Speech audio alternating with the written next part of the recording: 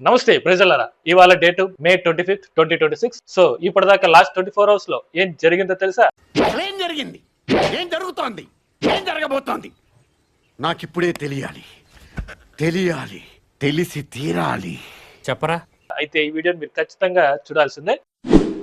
ఉత్తరప్రదేశ్ లోని కాన్పూర్ లో ఒక ఇన్సిడెంట్ జరిగింది. ఐటీబీపీ జవానికి అన్యాయం జరిగిందని మొత్తం ఐటీబీపీ కమాండర్స్, సీనియర్ ఆఫీసర్స్ అందరూ కమిషనర్ ఆఫ్ పోలీస్ ఆఫీస్ చుట్టుముట్టేశారనమాట. సో ఇలా జరగడానికి కారణం ఏంటంటే, ఈ ఐటీబీపీ అంటే ఇండో టిబెటన్ బార్డర్ పోలీస్ లో పనిచేస్తున్న వికాస్ సింగ్ అనే జవాన్ తన తల్లికి అనారోగ్యం కారణంగా హాస్పిటల్లో జాయిన్ చేస్తే అక్కడ ఆవిడ చేతికి తప్పుడు ఇంజెక్షన్ ఇవ్వడం వల్ల డాక్టర్లు మొత్తం ఆ చేతినే తీసేశారనమాట. సో ఈ నిర్లక్ష్యం గాను హాస్పిటల్ మీద అలాగే ఆ సిబ్బంది మీద కంప్లైంట్ చేయడానికి ఈ జవాన్ పోలీస్ స్టేషన్ కి వెళ్తే అక్కడ పోలీసులు కంప్లైంట్ తీసుకోలేదు. సో ఇలా 3 రోజులు తిరిగారు వాటి చుట్టూ, అయినా సరే కనీసం ఎఫ్ఐఆర్ కూడా ఫైల్ చేయలేదు అనమాట. సో దీంతో ఇంకా చేసేది ఏం లేక ఈ జవాన్ ఐటీబీపీ హైయర్ అథారిటీస్ కి కంప్లైంట్ చేస్తే వాళ్ళు వచ్చి కమిషనర్ ఆఫీస్ ని చుట్టుముట్టేశారు. తర్వాతే కమిషనర్ దిగొచ్చి సంబంధిత పోలీసులకి ఆదేశించడంతో వాళ్ళు కేసు ఫైల్ చేసి ఇన్వెస్టిగేషన్ చేస్తున్నారనమాట. సో ఇలా ఐటీబీపీ వాళ్ళు ఒక జవాన్ కోసం రావడం ఇదే ఫస్ట్ టైం అని చెప్తున్నారు. సో దీని మీద మీ అభిప్రాయం ఏంటో కామెంట్ చేయండి. నెక్స్ట్, బంగ్లాదేశ్ బార్డర్ లో ఫెన్సింగ్ వేయడానికి బెంగాల్ ప్రభుత్వం భూమిని కేటాయించిన విషయం తెలిసిందే. సో అయితే కోచ్ బిహార్ జిల్లాలో ఫెన్సింగ్ వేయడానికి అక్కడ సంబంధిత అధికారులు సర్వే చేస్తున్నప్పుడు బంగ్లాదేశ్ బార్డర్ సెక్యూరిటీ వాళ్ళు వచ్చి అడ్డుకుంటున్నారు అనమాట.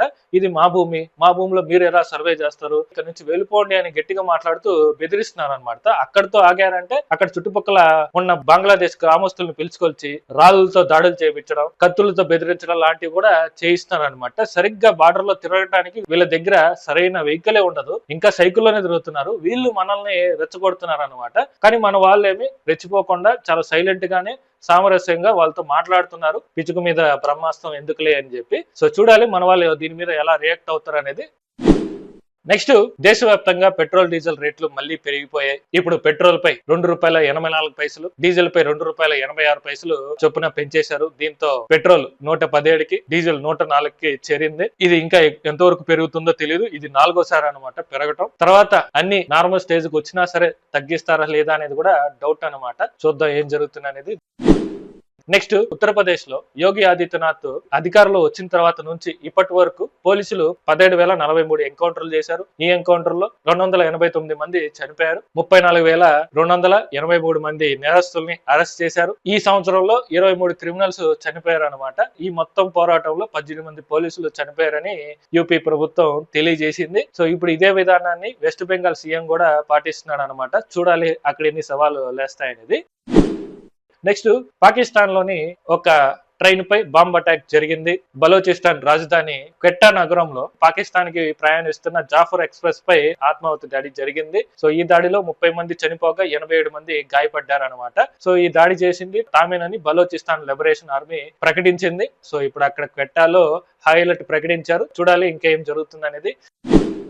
నెక్స్ట్, ప్రపంచాన్ని వణికిస్తున్న ఎబోలా వైరస్. కేవలం 15 రోజుల్లోనే ఈ వైరస్ వ్యాపించడం వల్ల 210 మంది చనిపోయారు. ఈ వైరస్ ఎక్కువగా యుగాండా, కాంగో, సౌత్ సుడాన్ ఈ 3 ప్రాంతంలో ఎక్కువగా వ్యాపిస్తుంది అనమాట. సో అక్కడ నుంచి ఇండియాకి వచ్చే వాళ్ళు, ఇండియా నుంచి అక్కడికి వెళ్లే వాళ్ళు చాలా జాగ్రత్తగా ఉండాలి. జ్వరం, తలనొప్పి, కండరాల నొప్పులు, నీరసం, వాంతులు, విరోచనాలు లాంటివి లక్షణాలు ఉంటే వెంటనే డాక్టర్ ని సంప్రదించండి, క్వారంటైన్ లో ఉండండి అని చెప్పి కేంద్రం హెచ్చరించింది.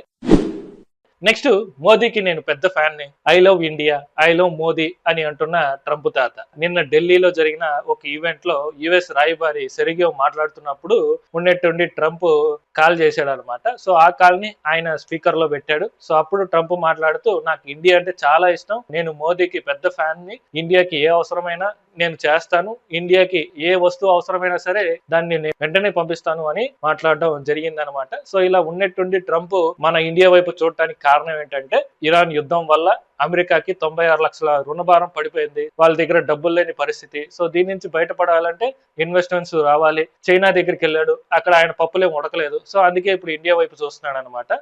Already USA India trade talks అయితే జరుగుతున్నాయి, అది ఇంకా కొలిక్ రాలేదు. ఇప్పటికైనా ఒక కొలిక్ వస్తుందా, ఇరాన్ యుద్ధం ఆగిపోతుందా అనేది చూడాలి. సో దీని మీద మీ అభిప్రాయం ఏంటో కామెంట్ చేయండి. అది లాస్ట్ 24 అవర్స్ లో జరిగిన ట్రెండింగ్ టాపిక్స్ అయితే. హోప్ మీకు వీడియో నచ్చిందని అనుకుంటా. నచ్చితే ఒక లైక్ చేయండి. ఇలాంటి అప్డేట్స్ కోసం పగడాల జంక్షన్ ఛానల్ సబ్స్క్రైబ్ చేసుకోండి. మరో కొత్త వీడియోతో మళ్ళీ కలుద్దాం.